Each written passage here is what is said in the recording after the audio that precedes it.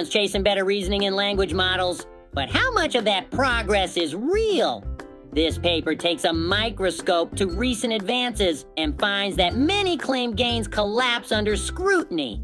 The culprit? Evaluation practices that are highly sensitive to things like random seeds, decoding parameters, and even hardware. Reinforcement learning in particular shows inconsistent results and often overfits.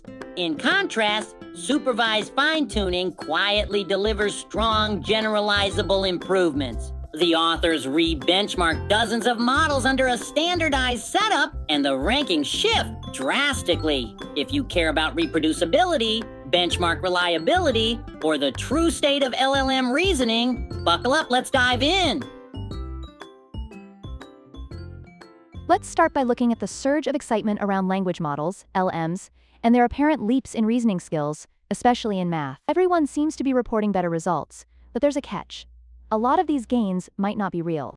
If you tweak the temperature setting, change the random seed, or even run the model on a different machine, the reported accuracy can swing more than the method's actual improvement. Look at Figure 1. On the left side, you'll see how models perform when retested under a standardized setup. OpenRS3, for instance, drops from nearly 47% accuracy to under 30%. That's a 17% drop. And it's not just a single case. The performance of all 4 models tested goes down substantially when you remove those uncontrolled factors. Check out the right side of that figure. It focuses on variance. It shows that seemingly minor changes, like random seeds or sampling parameters, can produce big jumps in performance, sometimes in the 10 to 15% range. That's bigger than a lot of so-called improvements in the literature. The takeaway here is that if we really want to measure true progress in language model reasoning, we've got to be more careful about how we evaluate. Right now, some of these scores might just be hype.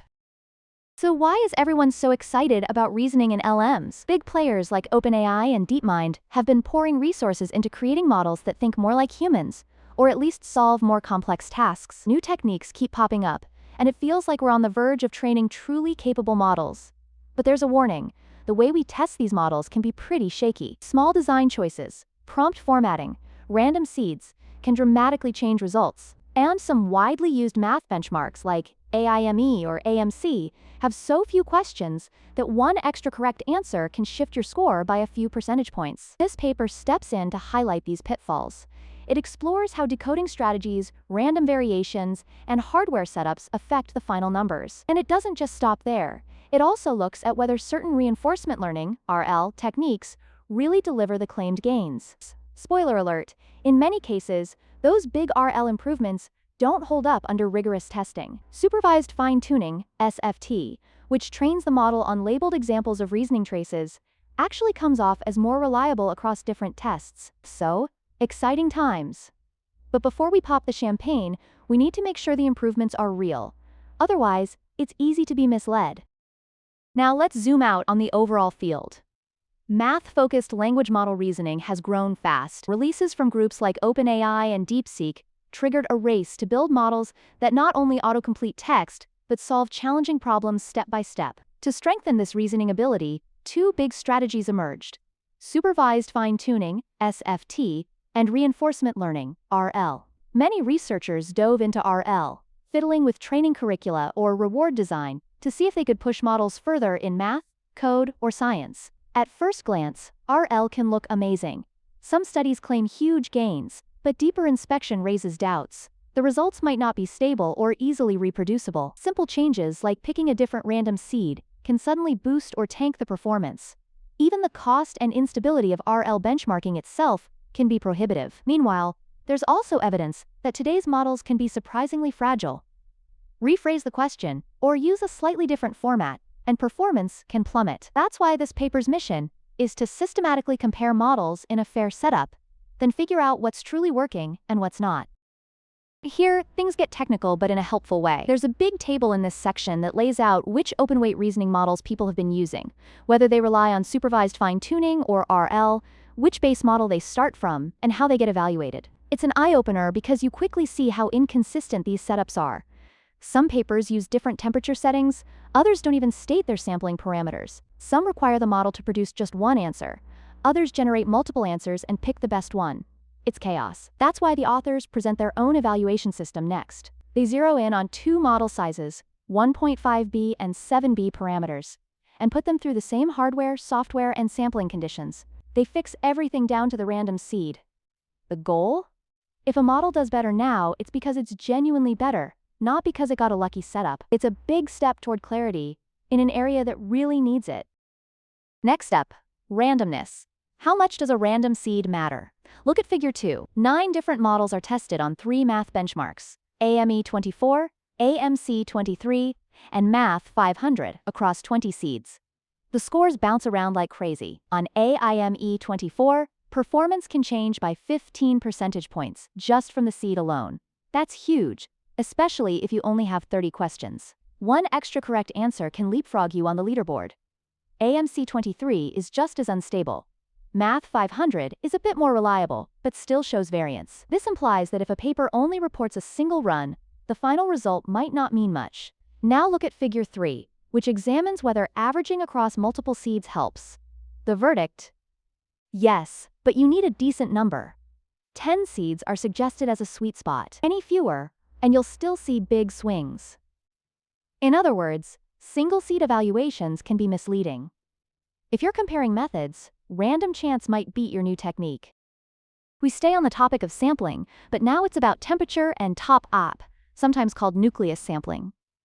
We already know that using just 1 or 2 seeds is risky. Now we see that adjusting temperature, which adds randomness to the output, can also significantly change performance. Figure 4 shows that cranking up the temperature often boosts accuracy, but at the cost of reproducibility. When you run it again, you might not get the same number. Figure 5 looks at top dash. Increasing top dash generally boosts performance without introducing as much variance as temperature. That's a plus. It means if you're aiming for more reliable improvements, top dash P might be a safer parameter to dial up. The lesson? Even if 2 papers test the same model, different sampling settings can yield very different results. That's why it's crucial for researchers to be transparent about these parameters. We keep digging deeper into how temperature and top affect results. In Figure 6, temperature alone is varied over a range, while top is held constant. Performance can swing by up to 15%. On smaller benchmarks like AIME 24 and AMC 23, that's a total game changer. You might see one paper claiming a big improvement, but it could just be running the model at a higher temperature. Then in Figure 7, the script flips. Top-EP is varied while temperature stays fixed. We still see up to 8% differences. Again, these changes can easily overshadow any real gains from a new training trick. If you're not standardizing or at least reporting these settings, you're comparing apples to mangoes. That's the key message. On small datasets, these minor tweaks can shift rankings completely. Without consistent setups, we can't know if we're looking at actual progress or just hyperparameter luck. Now for a twist. Hardware. Look at Figure 8. The authors run the same models with identical prompts and settings on 5 different compute clusters. The performance on AIME 24 varies significantly, depending on which cluster is used. That's a big concern if we're trying to produce reproducible benchmarks. Then check out Table 2. 2 models, 2 frameworks, Lightvol and Evalchemy. One model's score is basically the same in both frameworks. The other differs by nearly 5 percentage points. That's enough to shift a model's place on a leaderboard. What's going on?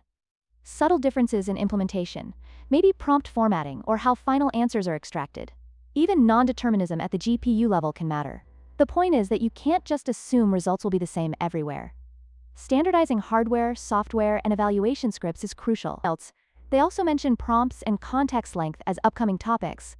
We'll get to that in a second, but you can already see how many things can shake up results. Speaking of prompt formatting and output length, these 2 factors can also reshape performance in big ways. Figure 9 shows how letting a model generate more tokens can dramatically boost accuracy. When you restrict the model to fewer tokens, especially on challenging math tasks, you're basically cutting off its final reasoning steps. Models like DeepSeek's R1 and DeepScale-R just don't get to finish, which tanks their performance. Figure 10 moves on to how the prompt is structured. They test 3 prompt styles. One is math-focused with a chat template, another is generic, and the last has no specific formatting at all.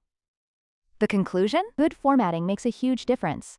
If a model expects a chat-like structure, and you strip it away, you'll see a drop in performance. So if you're evaluating a model without paying attention to how you prompt it, or how many tokens it's allowed to output, you could be missing the real story. Consistency here is key. Now the authors get practical.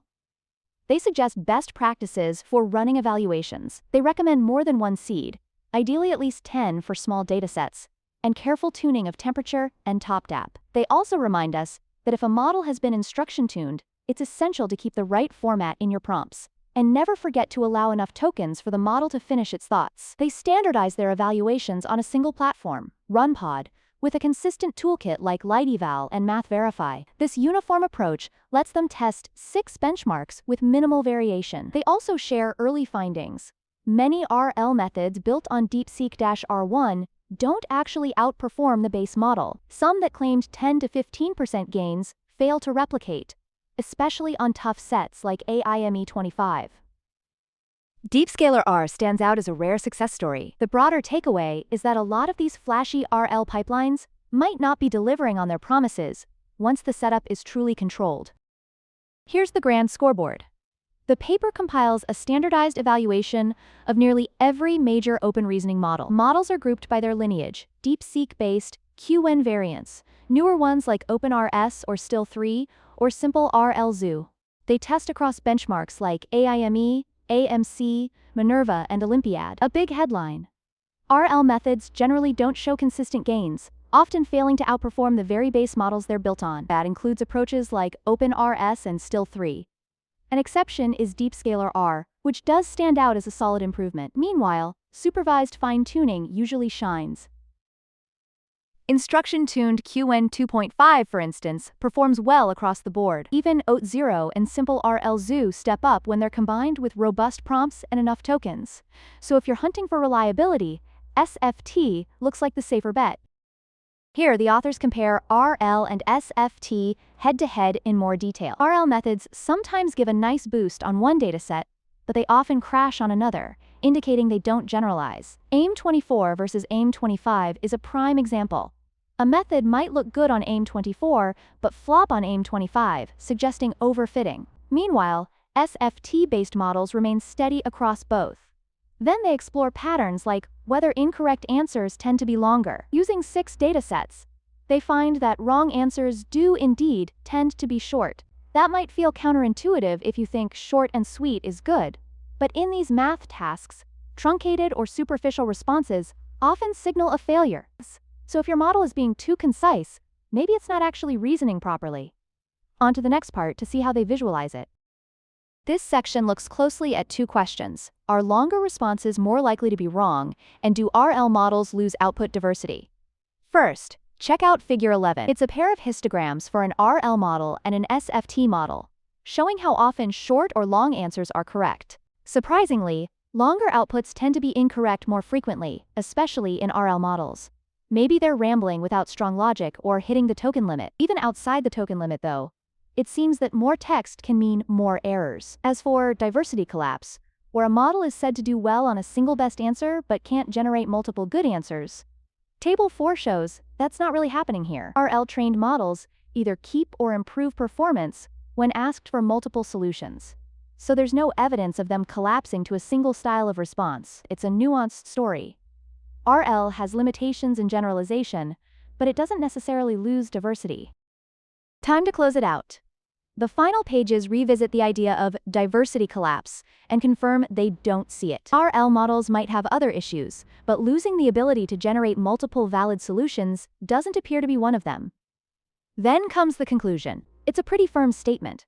A lot of improvements in language model reasoning might actually come down to how the models are tested rather than real gains. Tiny details, like sampling temperature, prompt formatting, or even the server hardware, can create big fluctuations. That's especially true on small benchmarks. On top of that, while RL methods grabbed attention with flashy headlines, they don't consistently outperform simpler approaches. Their gains are often small and don't generalize well. In contrast, supervised fine-tuning scales better and produces steadier results.